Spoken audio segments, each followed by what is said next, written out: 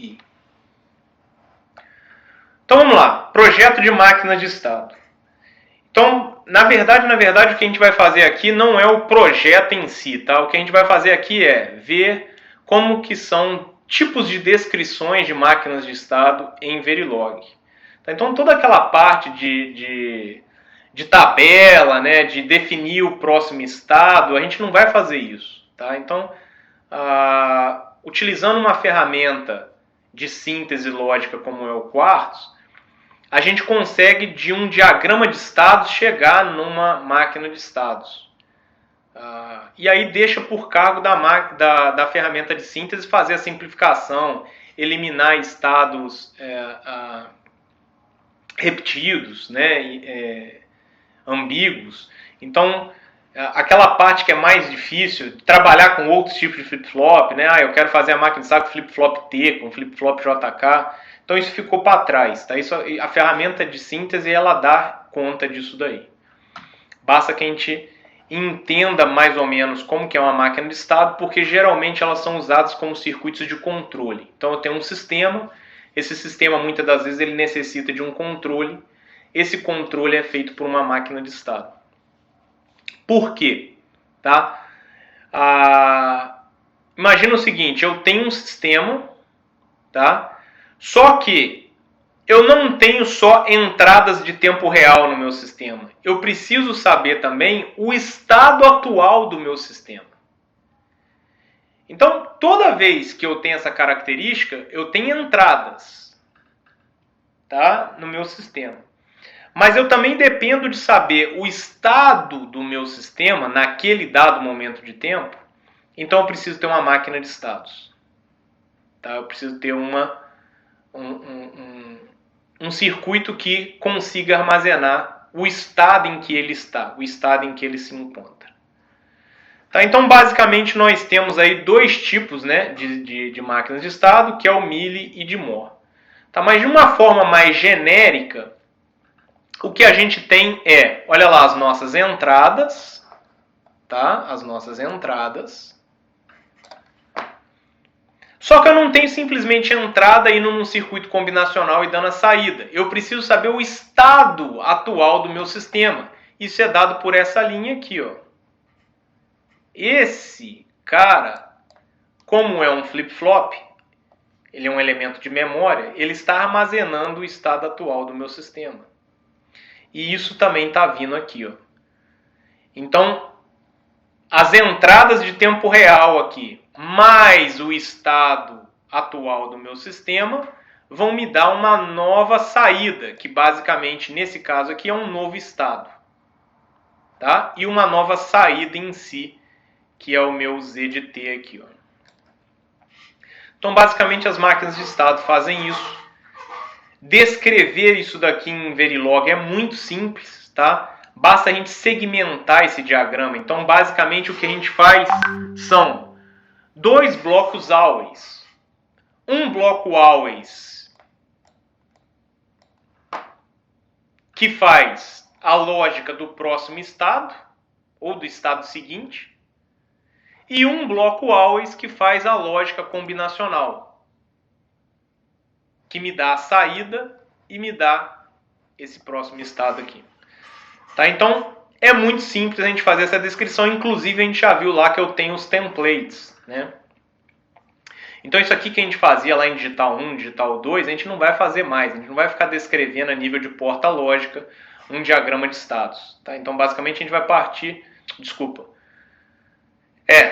Não vai escrever mais em nível de porta lógica. Basicamente, a gente vai descrever a nível de Verilog o comportamental do circuito.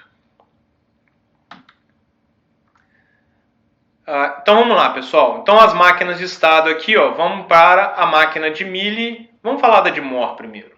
De Moore é um pouco mais simples de entender. Então, olha lá, percebam que eu segmentei a minha máquina de estado em 3 blocos.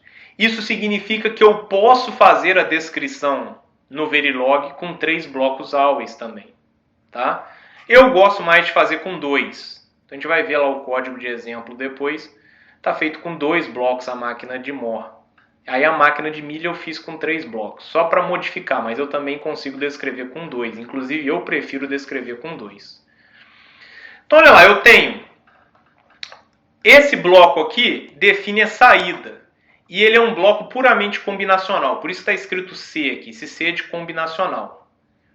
Então eu posso usar always aqui sem problema nenhum. Mas é um always sem borda de subida ou descida, que definiria flip-flops. É um always apenas sensível a sinais. No caso aqui, sensível a essa entrada. Tem o bloco C1, que está me definindo aqui o estado seguinte. Tá?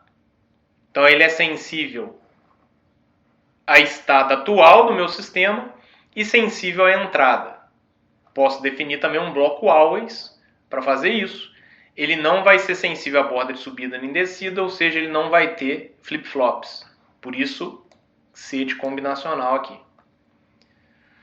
E eu tenho o meu bloco de flip-flops, que armazenam o quê? O estado atual do meu sistema. Então a saída desse cara aqui é o estado atual do meu sistema. Então esse cara realimenta aqui para que eu tenha uma lógica, né, combinacional que me define o estado seguinte. Percebam que a entrada, ela não faz isso. Ela não é entrada desse bloco C2. Tá? Então, significa dizer que numa máquina de Moore, as entradas não influenciam na minha saída diretamente. Elas influenciam no estado seguinte. Então a minha saída não é sensível diretamente à entrada. Ao contrário de uma máquina de Mealy. Numa máquina de Mealy aqui, qual que é a diferença? A diferença é que eu tenho essa linha aqui, ó. Isso aqui é a única coisa que eu não tinha no outro diagrama. Ó. Única coisa que eu não tinha no outro diagrama. Significa que numa máquina de Mealy, esse bloco C2, ele é sensível ao estado, mas ele também é sensível à entrada. Ou seja, mesmo que não haja mudança no estado, mas havendo mudança na entrada, pode haver mudança na saída.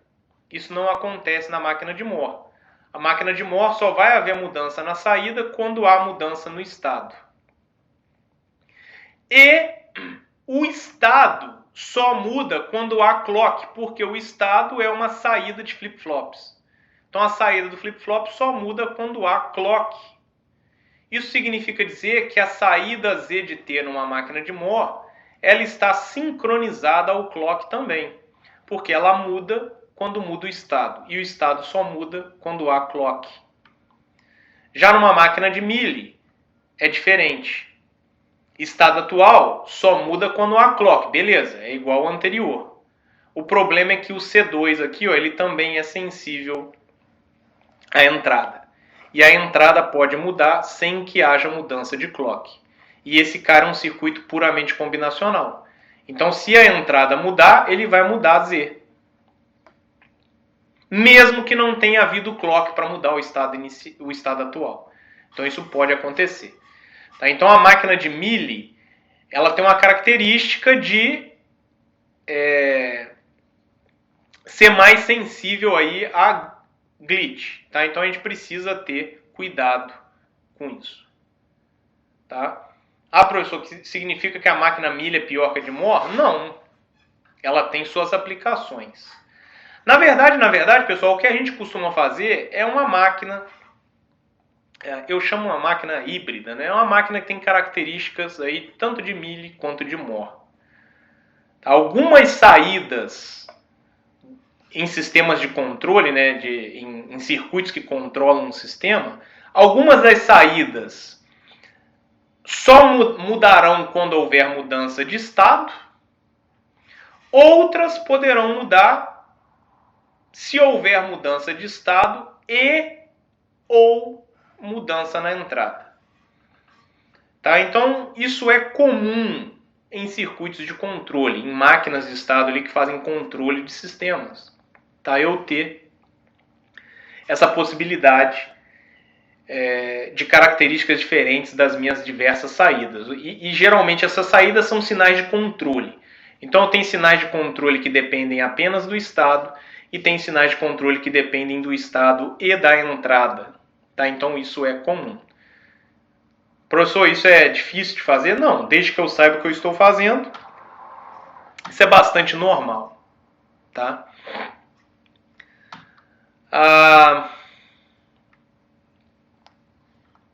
Então aqui tem alguns exemplos, né, com elementos de circuito, né, os passos de projeto. Então, como eu falei, isso aqui ficou para trás. Tá? Isso aqui a gente vai deixar tudo a cargo do diagrama da ferramenta de síntese.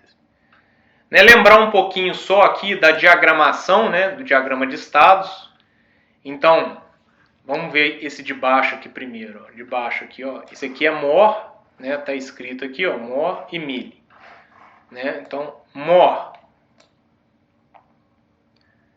Lembrar que no arco eu já tenho a definição da saída. Por quê? Desculpa, pessoal. No estado eu já tenho a definição da saída. Por quê? Porque na máquina de MOR a saída depende apenas do estado. Tá? Então, estou fazendo aqui uma máquina. Vamos ver o que faria essa máquina aqui. Né? Então, olha lá, eu estou no estado S0. Só de eu estar no estado S0, a minha saída já é 0. Aí a minha entrada veio 1. Eu vou para o estado S1. Só de eu estar no estado S1, a minha saída já é 1. Se a minha entrada vier 0, eu continuo no estado S1. Se minha entrada vier 1, eu vou para o estado S0. Onde a minha saída é 0.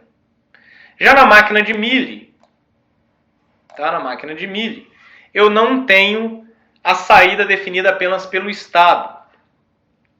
Tá? Então, a minha saída não está definida aqui dentro do estado. Ela está definida no arco, porque a minha saída também depende da entrada. Então, eu estou no estado S0. Caso a entrada seja 1, aí sim a minha saída vai para 1. Eu estou no estado S1. Caso a minha entrada seja 1, eu vou para a minha saída S0. Tá? Só lembrando aqui que mesmo o arco estando para cá, ó, aqui faltaram as setinhas, né? A setinha na verdade é assim e assim.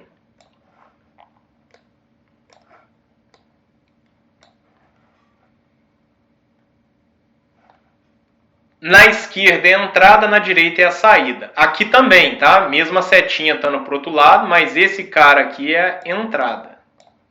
Esse cara aqui é a saída. Tá? Então, basicamente essa é a diferença aí na diagramação. Então está muito bem explicado aí na apresentação do Robson o que seriam as máquinas de estados, tá? Deixa eu só abrir um exemplo de máquina de estado.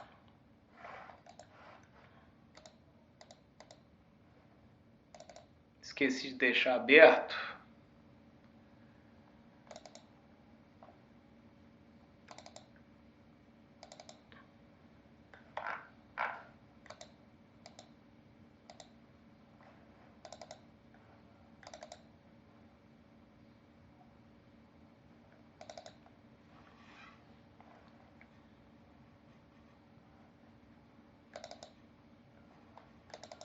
Inclusive eu vou disponibilizar para vocês essas máquinas de estado, tá, pessoal?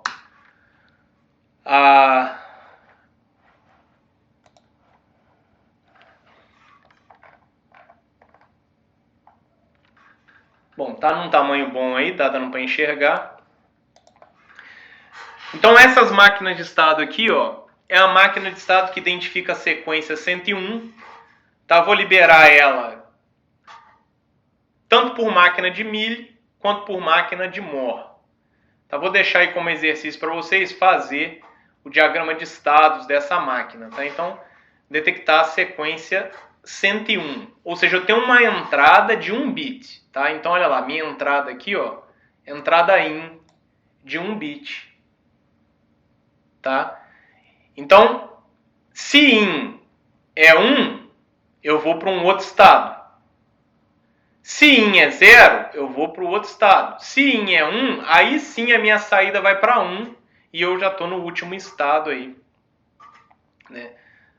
Detectei essa sequência, tá? Então, olha lá. Basicamente, eu vou precisar de 3 estados, né? E então eu criei aqui um parâmetro. Eu não preciso fazer isso, mas apenas para eu não ficar trabalhando com sequência de bits, eu crio um parâmetro para eu usar labels, que fica mais palatável aí para o ser humano. Então eu chamei de S0 é 0, S1 é 1, S2 é 2, S3 é 3. Na verdade, aqui o que eu tenho é isso aqui, ó. Tá? Na verdade, o que eu tenho é isso daqui.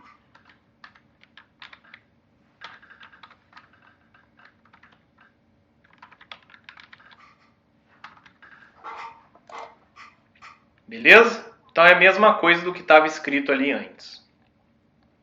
E aí, olha lá, ó, pessoal, ó. 2 cases. Desculpa, 2 always. Esse always e esse always.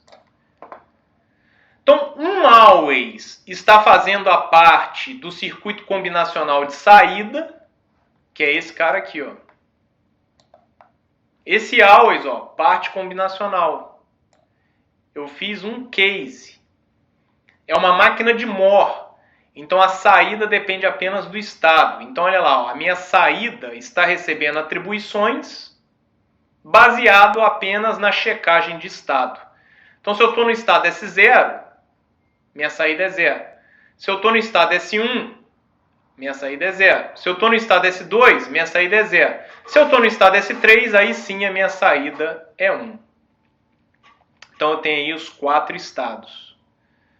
E depois um outro always para definir apenas o quê?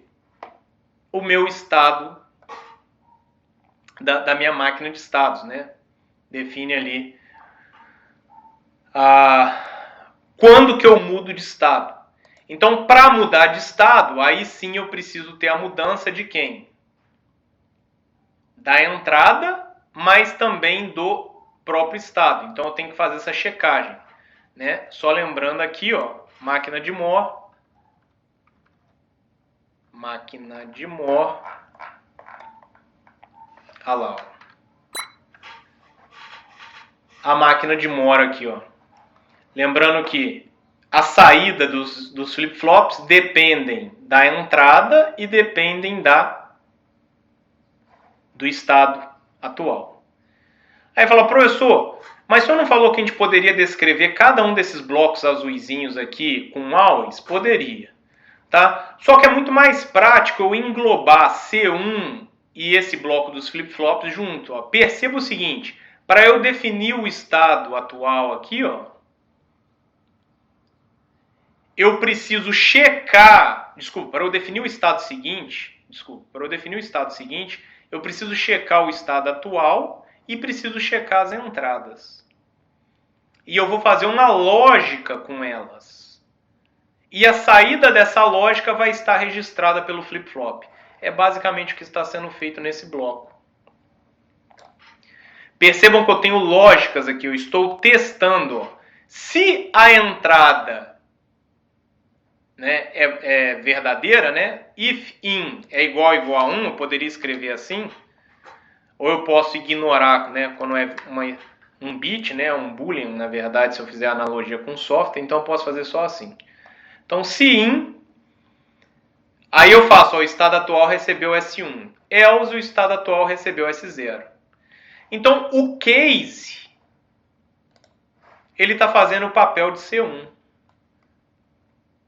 E o flip-flop? Pois é de clock. Atribuição não blocking. Basicamente, o flip-flop é isso. Então, basicamente, esse cara é o pós-edge clock e atribuição não blocking. Então, eu agrupei C1 e isso daqui. Tá aí a forma mais simples da gente descrever máquinas de estado, pessoal, com 2 blocos always. Um define a lógica combinacional da saída, que é esse cara aqui. E um define a lógica combinacional do estado seguinte com o armazenamento do estado atual, que são os flip-flops. Então esse bloco aqui agrupou C1 e os flip-flops. Tá? E aí, como eu mostrei para vocês, a gente tem um template disso lá. Inclusive é uma máquina bem similar a isso, porque é uma máquina de 4 estados. Tá lá no template do Quartz. Essa aqui também é uma máquina de 4 estados. E lá também está descrita com 2 always, como aqui. Tá? No caso da máquina Mealy, só para ficar diferente, para a gente ver que eu posso descrever de forma diferente. Então, essa máquina Mealy eu escrevi com 3 always. Tá? Então, eu tenho um always, que é a parte de quem? Dos meus flip-flops, né? Do estado seguinte. Então, ele armazena o estado do meu sistema. A determinação do próximo estado, que basicamente faz a parte lá do C1. Então, se eu voltar aqui na máquina de Mealy, aqui, ó, tá fazendo a parte de C1. E, por último, a saída. Então, esse cara aqui tá fazendo a parte de C2.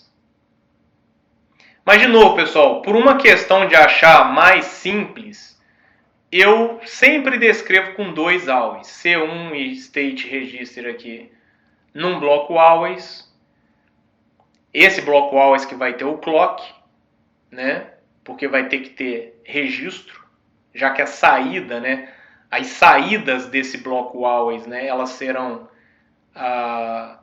saídas de flip-flop. E um bloco puramente combinacional, que faz a parte de C2. Tá? Que nesse caso aqui seria esse cara. Então eu posso agrupar, sim, esses 2 blocos aqui juntos. Eu consigo fazer essa descrição aí. Também fica como exercício para vocês descreverem essa máquina de estado que identifica a sequência 101. Tá? Então, uma maquinazinha de estado com 4 estados. Detecta a sequência 101. Tanto por Mealy quanto por Moore.